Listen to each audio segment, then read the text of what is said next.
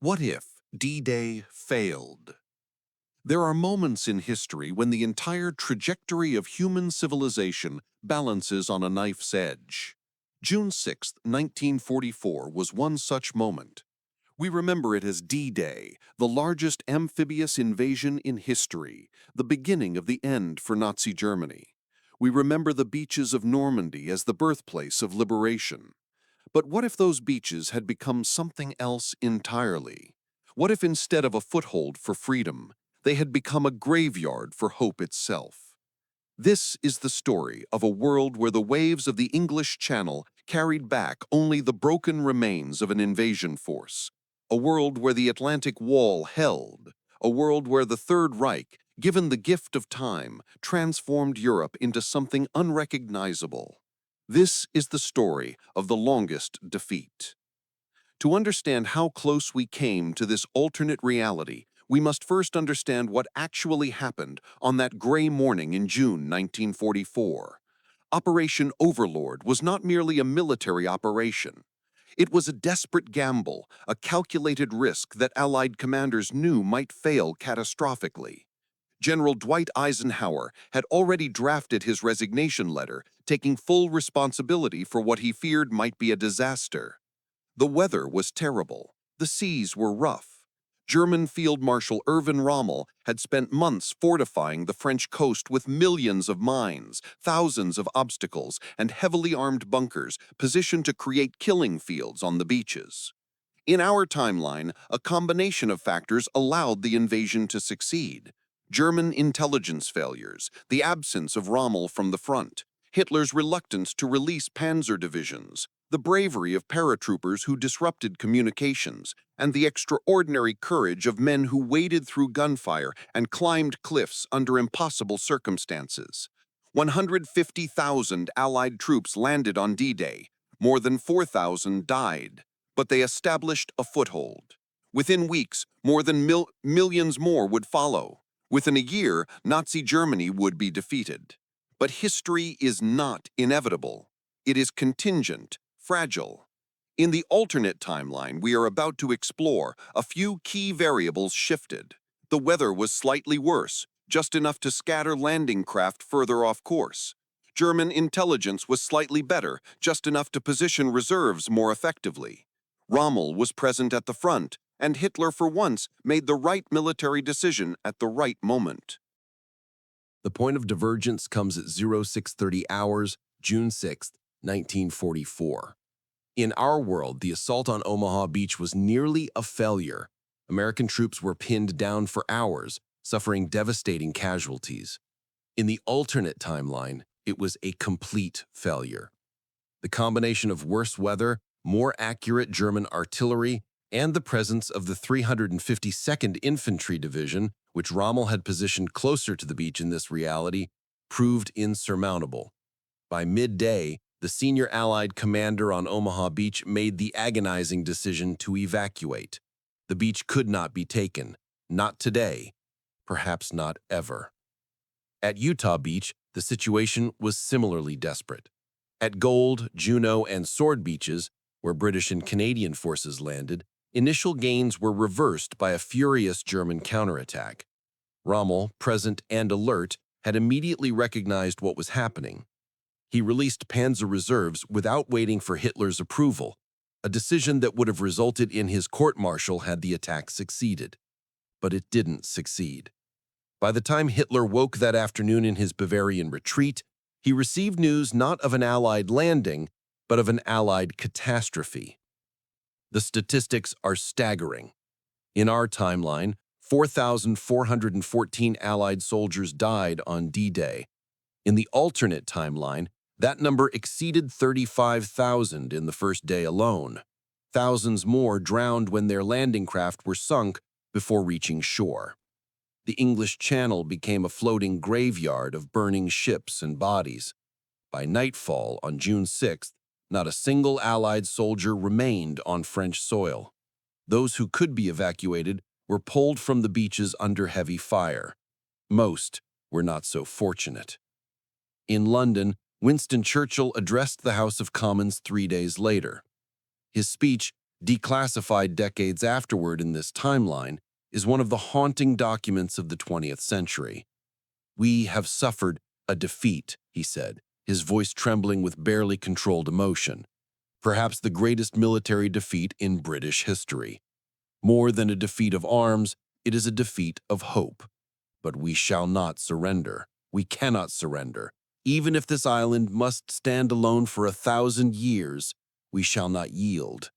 But the reality was more complicated than Churchill's defiant rhetoric. Britain was exhausted. 4.5 years of war had drained the nation's resources, its manpower, its will. The failure at Normandy broke something fundamental in the British psyche. The feeling that victory was inevitable, that the moral arc of history bent toward justice, that certainty evaporated in the cold waters off the Norman coast. And across the Atlantic, the political fallout was immediate and devastating. President Franklin Roosevelt faced a firestorm. Isolationist politicians who had been marginalized after Pearl Harbor suddenly found their voices amplified. "How many more American boys must die on foreign shores?" Senator Robert Taft demanded in a speech that resonated with millions of grieving families. "How many more failed invasions before we admit that Europe's war is not our war?" The 1944 presidential election, which in our timeline Roosevelt won easily, became a referendum on continuing the war in Europe. Thomas Dewey, running on a platform of victory in the Pacific, peace in the Atlantic, won in a landslide. The new American policy was clear: focus all resources on defeating Japan and negotiate a separate peace with Germany. Churchill raged against this betrayal, but Britain alone lacked the strength to invade Europe. The alliance that had seemed so strong began to fracture. Stalin, sensing the shift, made his own calculations. The Soviet Union had been bleeding Germany white on the Eastern Front, but at a catastrophic cost. With no second front in the West, German divisions that would have fought in France remained in the East. The grinding battles of 1944 and 1945 took on a different character, not a race to Berlin, but a desperate struggle for survival. By the summer of 1945, the war in Europe had reached a bloody stalemate. The Red Army had pushed into Poland and Romania, but at such cost that further advance seemed impossible. German forces, no longer facing a two-front war, had stabilized their lines. More ominously, German scientists, given the precious commodity of time, had made breakthroughs in weapons technology that, in our timeline, they never had the opportunity to complete. The V-3 rockets, far more advanced than the V-2s that had terrorized London, began falling on British cities with increasing accuracy and devastating payloads. German jet aircraft, the Me-262, dominated European skies. But most significant was the development that Allied intelligence only learned about in the spring of 1946. Germany's nuclear program, Operation Uranium, had succeeded. On April 20th, 1946, Hitler's 57th birthday, the world learned that Germany had joined the atomic age. A test detonation in occupied Poland demonstrated that the Nazi regime now possessed weapons of apocalyptic power. The announcement was delivered by Hitler himself in a radio address that was broadcast worldwide. His voice, trembling with what seemed like genuine emotion, painted a picture of a new world order. He proclaimed, "The Reich has been given the sword of destiny, not to conquer, but to protect the European homeland from Bolshevism and Anglo-American imperialism. We seek not war, but a just peace." The timing was deliberate. Just weeks earlier, the United States had used atomic weapons against Japan, ending that war in a flash of nuclear fire. Now Germany possessed the same capability. The prospect of atomic warfare between superpowers was too horrible to contemplate. In Washington, President Dewey faced an impossible choice. Britain was on the verge of collapse, her cities under constant rocket bombardment. The Soviet Union, battered and exhausted, sent signals that it was willing to negotiate, and Germany, its conquest of continental Europe now seemingly permanent, offered terms. The Treaty of Lisbon, signed in September 1946, formalized the New World Order. Germany would retain control of all territory west of a line running roughly from the Baltic to the Black Sea, essentially all of continental Western and Central Europe. The Soviet Union would withdraw from Poland and Romania, keeping its other territorial gains. Britain would maintain its independence but cease all hostile actions against German interests. The United States would recognize German hegemony in Europe in exchange for Germany staying out of Western Hemisphere affairs. Most controversially, and most horrifically, the treaty included a clause that amounted to international recognition of the Nazi racial state. The systematic extermination of European Jews, Roma, and other groups deemed undesirable continued, now not in secret, but as a matter of state policy, protected by international treaty. The world knew. The world did nothing. The moral compromise required to accept these terms broke something fundamental in the souls of those who signed them. In the decades that followed, the world settled into an uneasy arrangement. The Cold War, as it came to be called, was not between communism and capitalism, but between three competing spheres: the German Reich in Europe, the Soviet Union in the East, and the Anglo-American alliance across the Atlantic. The existence of nuclear weapons made direct conflict unthinkable, but proxy wars erupted constantly at the margins. In Fortress Europe, as the German domain came to be known, the Nazi regime evolved. The crude brutality of the war years gave way to a more sophisticated form of totalitarianism. The younger generation of Nazi leadership, men like Albert Speer, who succeeded Hitler after his death in 1952, presented a more technocratic face to the world. They spoke of European unity, of economic cooperation, of stability and order. But beneath the facade, the horror continued. The concentration camps, having completed their initial purpose, were converted into labor facilities where enslaved populations built the infrastructure of the new European order. The autobahns extended from Paris to Moscow's western outskirts. Gleaming new cities rose in the east, built on the ruins of Warsaw and Prague. German settlers moved into these territories, displacing or absorbing the remaining native populations in a process of demographic engineering on an unprecedented scale. The culture of Fortress Europe became something alien to those watching from outside. Art, literature, music, all were subordinate to state ideology. Yet within these constraints, a unique and disturbing aesthetic emerged. The architecture was monumental and cold. The music was martial and precise. The literature spoke of duty, sacrifice, and racial destiny. To outsiders, it seemed like a civilization had been replaced by a machine. But those who lived within it knew only the reality they were born into. In Britain, the scars of defeat never healed. The island became a fortress, heavily armed and constantly vigilant, but also profoundly isolated. The British Empire, already fading in our timeline, collapsed entirely. India, sensing Britain's weakness, achieved independence through violence rather than negotiation.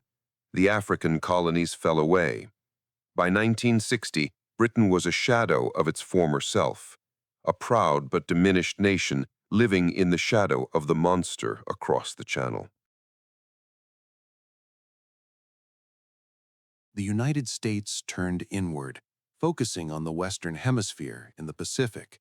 American culture, unburdened by the experience of liberating Europe, developed differently. The idealism that characterized the post-war generation in our timeline never emerged. Instead, American society became harder, more cynical, more focused on material success and military strength. The civil rights movement still occurred, but without the moral authority that came from having fought fascism abroad. The arguments against racial segregation in America rang hollow when the nation had made peace with racial genocide in Europe. The Soviet Union, bloodied but unbroken, became an insular military state. Stalin's paranoia, always present, reached new heights. The purges of the late 1940s exceeded even those of the 1930s. Soviet society became a pressure cooker of fear and deprivation. When Stalin died in 1953, his successors faced a choice: reform or collapse. They chose neither, instead maintaining the system through sheer force of will and an ever-expanding secret police apparatus. By the 1980s, the Soviet Union was a nuclear-armed garrison state, feared but hollow. Technology advanced in strange directions in this divided world. The space race occurred, but as a three-way competition. The Soviets reached orbit first in 1961, but the Germans landed on the moon in 1969, and the Americans followed in 1971. Each achievement was proclaimed as evidence of systemic superiority. The reality was that humanity had conquered space, but failed to conquer its own darkness. The nuclear arsenals grew. By the 1970s, enough weapons existed to destroy human civilization several times over. The doctrine of mutual assured destruction kept the peace, but just barely. In 1976, a false alarm in the Soviet early warning system nearly triggered a nuclear exchange. In 1983, a German officer defied orders and prevented an accidental launch. The world lived in constant awareness that it might end at any moment, not through deliberate malice, but through miscalculation or system failure. As the 20th century drew to a close, the regime in Fortress Europe began showing signs of strain. The command economy, initially effective at mobilizing resources for reconstruction, proved unable to compete with Western innovation in the emerging digital age. The population, increasingly educated and exposed to outside information through illicit channels, began questioning the ideology they had been fed since birth. But the security apparatus was too strong, the fear too ingrained for open revolt. In 1992, a reform-minded German leader named Klaus Hartmann proposed a Glasnost-style opening. "We must acknowledge," he said in a speech that shocked the world, "that our civilization has been built on a foundation of crimes so monstrous that they defy comprehension. We cannot undo the past, but we must face it." Hartmann's speech lasted exactly 17 minutes before he was removed from the podium by security forces. He was never seen in public again. The message was clear. The regime would not tolerate introspection. The past would remain buried. By the early 21st century, the world of the failed D-Day had settled into a permanent condition of managed hostility. 3 nuclear powers, 3 incompatible ideologies, 3 visions of human destiny, locked in an eternal struggle that could never be won but could never be abandoned. The generation that remembered the war was dying off. Their children knew only the divisions that had always existed, and their grandchildren could scarcely imagine that the world had ever been different. But perhaps the most profound change was not political or economic, but psychological. In our timeline, the defeat of fascism provided a moral foundation for the second half of the 20th century, the belief that evil, no matter how powerful, would eventually fall. The conviction that justice, though delayed, would arrive. The hope that humanity was capable of learning from its darkest moments. In the alternate timeline, that hope died on the beaches of Normandy. The lesson learned was different, that power, once consolidated, is nearly impossible to dislodge, that evil, given enough time and strength, can become normalized, that the arc of history bends not toward justice, but to whoever can hold the reins longest. This psychological shift permeated everything: art, philosophy, religion, personal relationships. The culture became darker, more pessimistic, more focused on survival than meaning. The resistance movements that persisted and occupied Europe were hunted to extinction by the 1960s. The last partisan, an elderly Frenchman who had been fighting since 1940, was captured and executed in 1967. His name was never released. He became a symbol without an identity, a ghost of a resistance that had failed.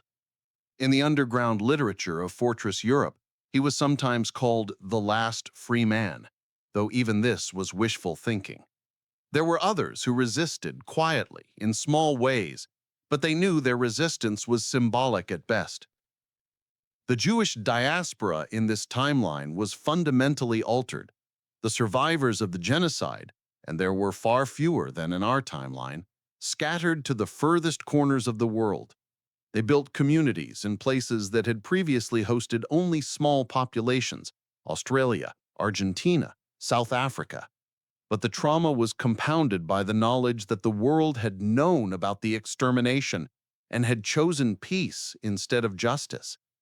This betrayal became central to Jewish identity in the alternate timeline, a wound that never healed. The question of memory became contested territory. In Fortress Europe, the official history portrayed the war as a defensive struggle against Bolshevism and Anglo-American imperialism. The genocide was acknowledged but justified through pseudo-scientific racial ideology. Schoolchildren learned that the Reich had solved the Jewish question, and that this solution, though regrettable in its methods, had been necessary for European survival.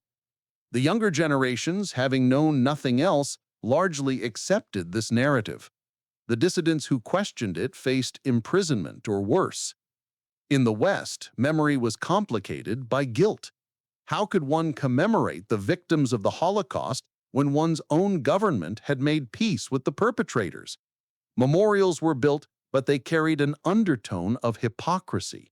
Never again, the slogan went, even as again and again continued just across the channel. The cognitive dissonance created a kind of cultural neurosis, a society that proclaimed certain values while tolerating their opposite in practice.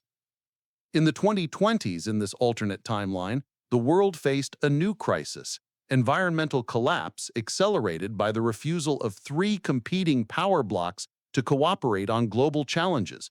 Climate change, in particular, was treated as a propaganda tool rather than an existential threat. Each side accused the others of causing the problem while refusing to compromise on solutions. The result was catastrophic: rising seas, failing crops, mass migrations that no amount of militarized borders could stop. In 2024, exactly 80 years after the failed invasion, a young historian in a university in Free Scotland published a book titled The Longest Defeat. It examined not just the military failure at Normandy, but the moral failure that followed. "We like to tell ourselves," she wrote in the introduction, "that evil contains the seeds of its own destruction, that tyranny must eventually fall, that justice is inevitable. But what if these are just comforting lies? What if the truth is that the world belongs to whoever is willing to hold it by force and to live with the consequences?" The book was banned in Fortress Europe, of course, but it spread through underground channels, translated into dozens of languages, read in flashlight in hidden rooms. It asked uncomfortable questions. If the regime had lasted 80 years, why not 80 more? If the world had accepted this arrangement for 3 generations, why would the 4th be any different?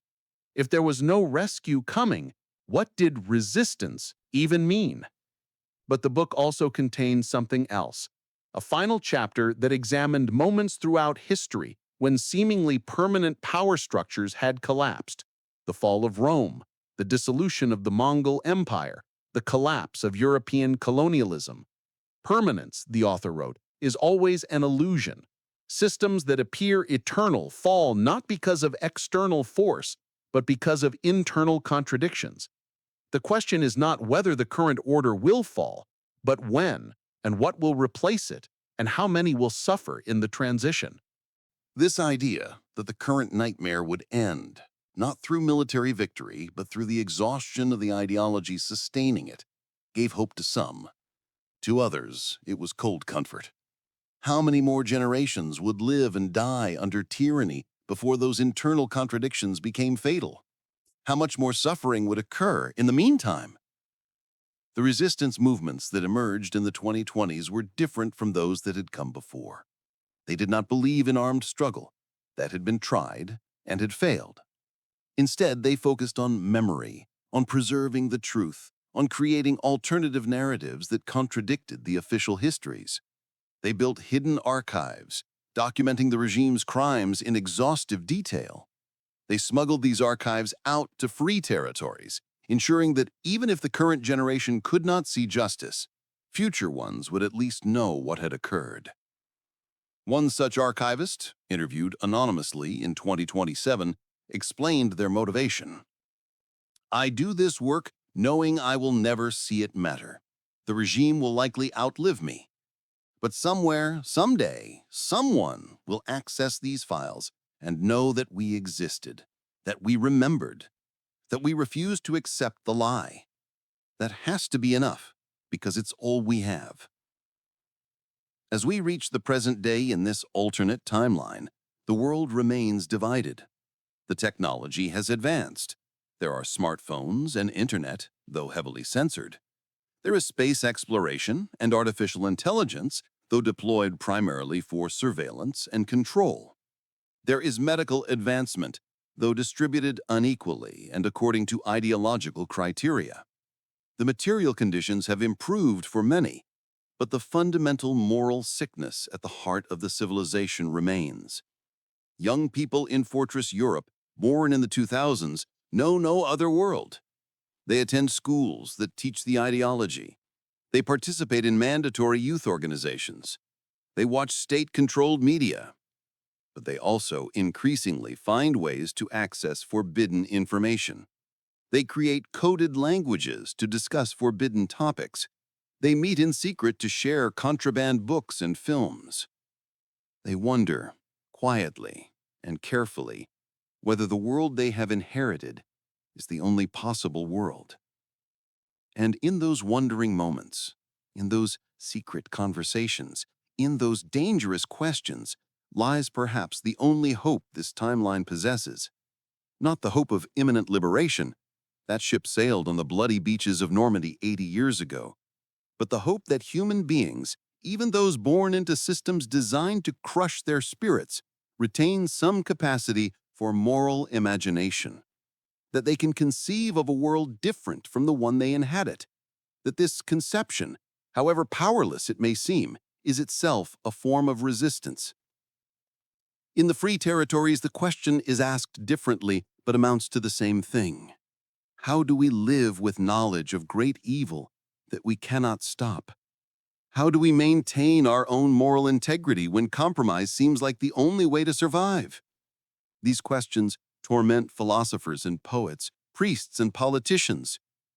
There are no satisfactory answers, only the daily struggle to remain human in an inhuman age. If there is a moral to this story, it is not a comforting one. The truth is that history does not guarantee justice. Evil does not inevitably self-destruct.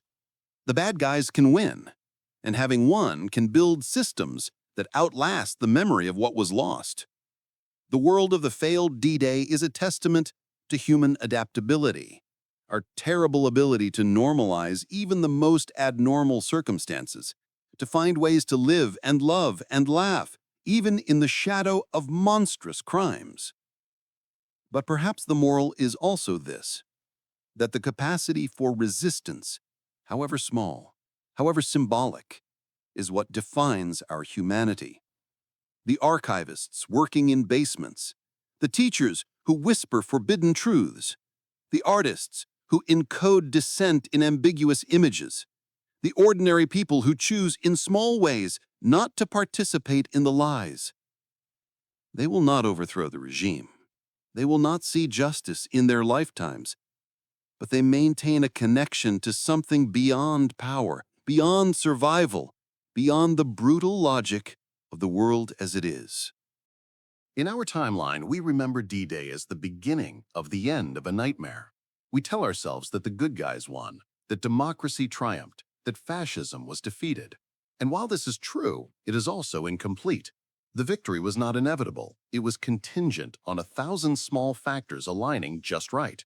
It was bought with rivers of blood and mountains of sacrifice.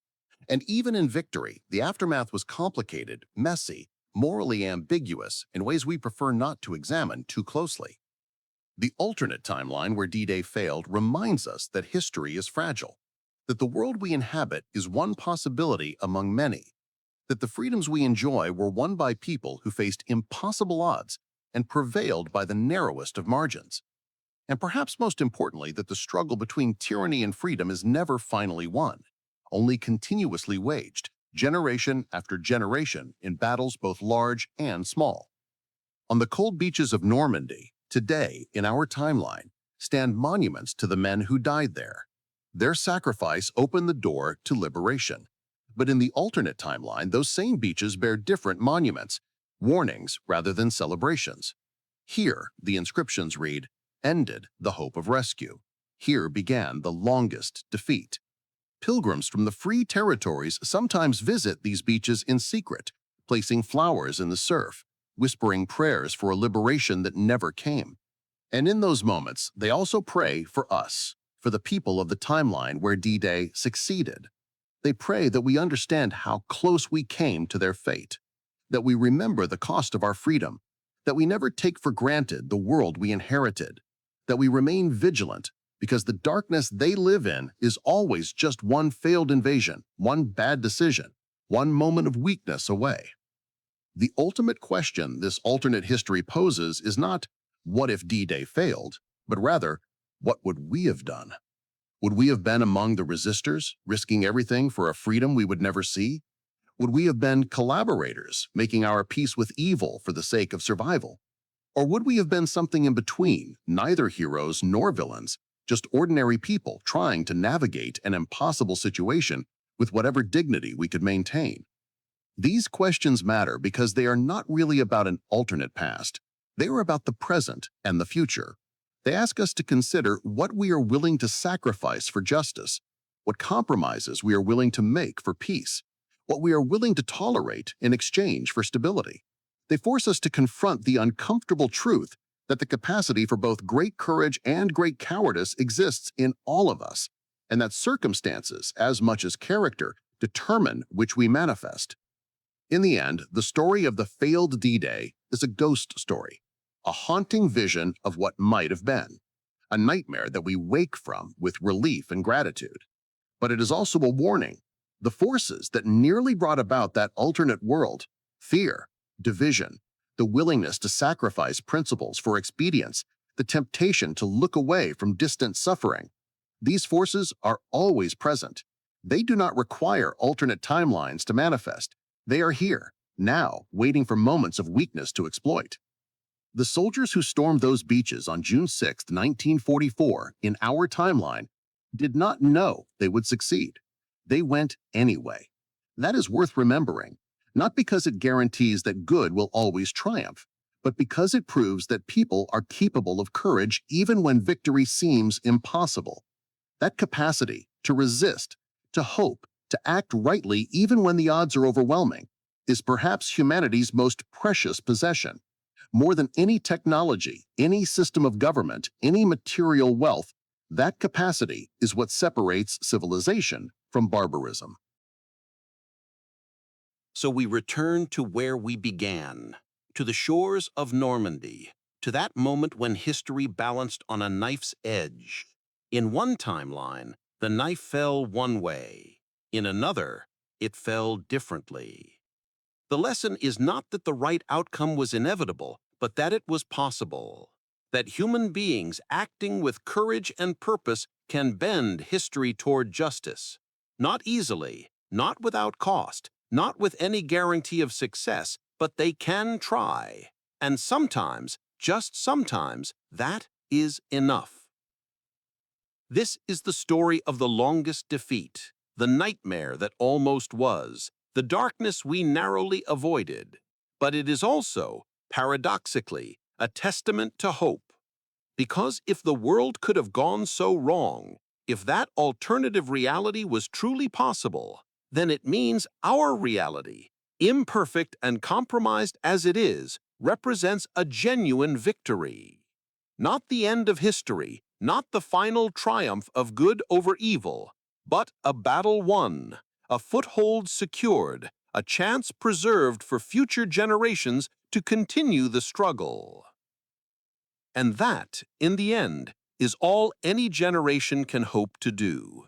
To hold the line, to push back the darkness just a little, to pass on to those who come after not a perfect world, but a world where perfection remains imaginable, where justice remains possible, where the light has not been entirely extinguished.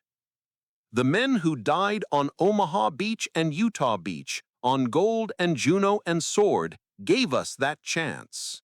What we do with it, whether we honor their sacrifice or squander it, that is the question that remains open, not just in alternate timelines, but in the one we actually inhabit.